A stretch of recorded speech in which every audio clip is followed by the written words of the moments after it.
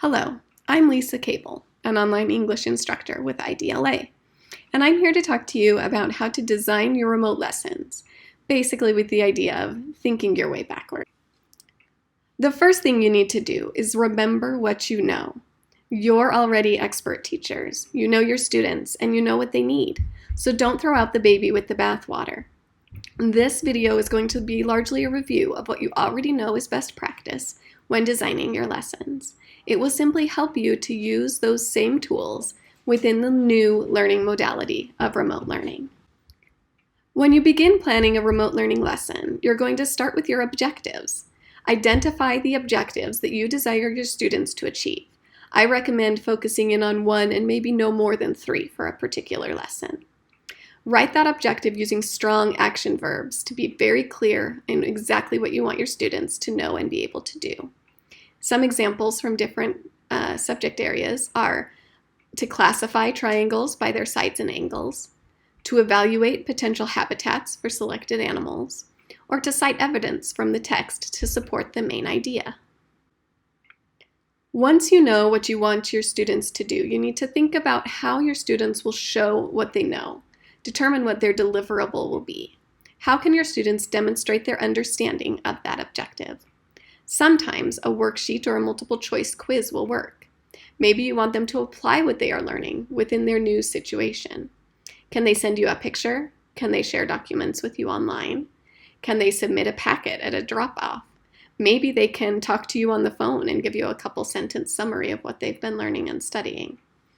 Think of how they will show what they know.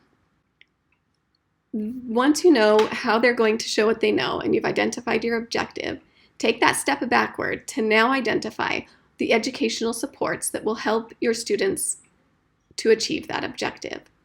There are so many great resources out there, and wading your way through them as a teacher can be quite overwhelming. I imagine your students can feel the same way. So consider what pieces they absolutely need and provide those pieces to your students. You can communicate how your students can get in touch with you if they have additional questions or need additional support. And you might even have some of those in your back pocket when they do have questions. But initially, providing less to your students might be all they need right now.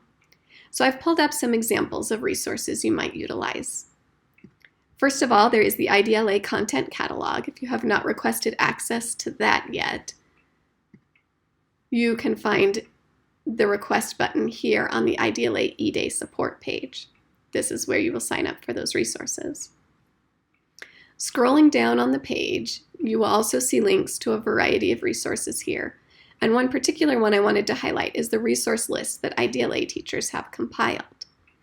It lists a variety of sources from OER textbook sources, resources for particular content areas, as well as other tools you might want to access and look into.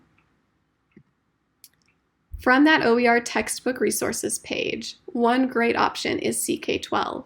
And I noticed when I logged on today that they have assignment-ready lessons in math and science that can be great tools that you can incorporate for your remote learning. They're also hosting a webinar, Strategies for Using CK12, next week. So if you're interested in learning more, you can visit their site and sign up for these resources. If you're interested in creating your own videos, Loom is a wonderful tool, and there are additional videos on some of these tools and how to use them provided by IDLA as well. You can resource Khan Academy videos, YouTube videos, handouts that you would normally use in your classroom. So think about what your students absolutely need and work within the constraints and restrictions of your school district to determine what will be best during this time.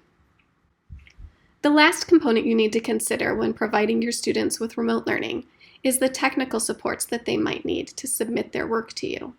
If there are a lot of technical elements, then they're going to need additional pieces and tools that can help lighten that technical learning load for them.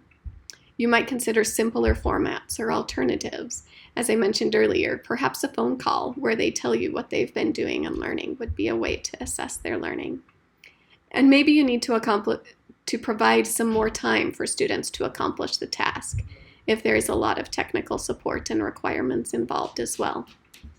Taking those things into consideration will lead to more successful lessons for you and your students.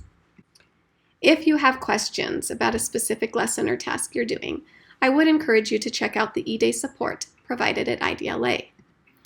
On that EDay Support page, you will notice at the top is a Request Live Support. We are providing live support from 8 a.m. to 4 p.m. Mountain Time, Monday through Friday. If you would like live support during those hours, please stop in and we'd be happy to help you. You're doing great things for your students. Keep up all of your wonderful hard work, and don't hesitate to reach out if you have any questions.